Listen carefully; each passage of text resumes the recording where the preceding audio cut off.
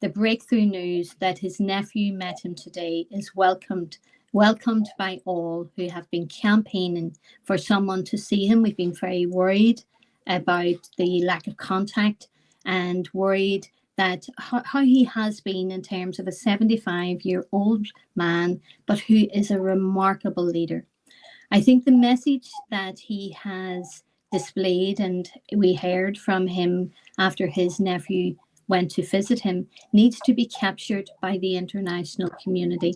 I think it's a testament to the indomitable force of those who dare to dream. Of course, he dares to dream.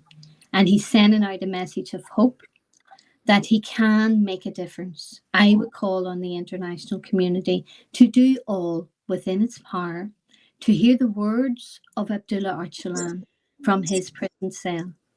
He is saying that he has got the influence to be able to advance a peace process. I just a few minutes ago was reached by the information that Mr. Öcalan has been able to, after 43 months in isolation, in total isolation, has been able to meet his nephew. And that is absolutely necessary that this meeting with the nephew continues with meeting with his lawyers.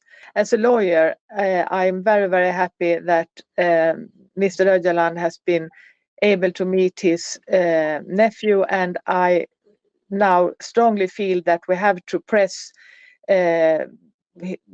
me and my colleagues, my lawyer colleagues in the delegations and other colleagues in lawyers in Europe, we have to press on the regime to finally let Mr. Öcalan meet his lawyers.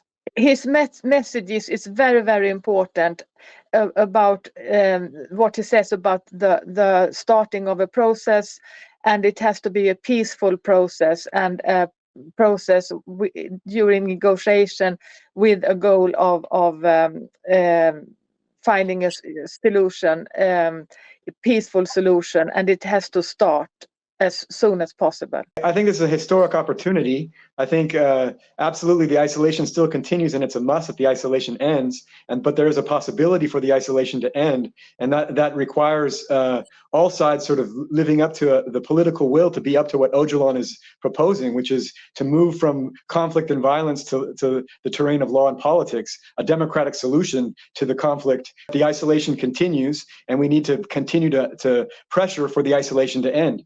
Particularly if there's going to be a peace process, there has to be an end to the isolation and presumably, preferably, freedom for Öcalan. We are happy to hear that he's in good health and that he is proposing to open the way to the end of violence and to legal and, as he says, legal and political grounds to solve the conflict. I think that the Turkish government and Erdogan should seize this opportunity because it is even good for Turkey. I wish, of course, Öcalan to be as soon as possible to be released to work for this lasting peace that everybody is waiting for. After 43 months of complete silence, I'm very disturbed that the isolation policy continues. This cruel policy, I raised it with the Irish government just last week, and they agreed that this cruel and vindictive policy should end. And at the same time, we also see horrendous bombing of parts of the Kurdish communities from the Turkish government. So clearly, a lot more needs to be done. And I, along with so many others, call for the isolation of Abdullah Öcalan to end. He is making very constructive messages in relation to building a peace process, to solving the Kurdish issue. We need Turkey to respond, but more importantly, we need the international community right now to respond, to pressurize Turkey, to respect human rights, to end the isolation and allow Öcalan to enter into a real political process.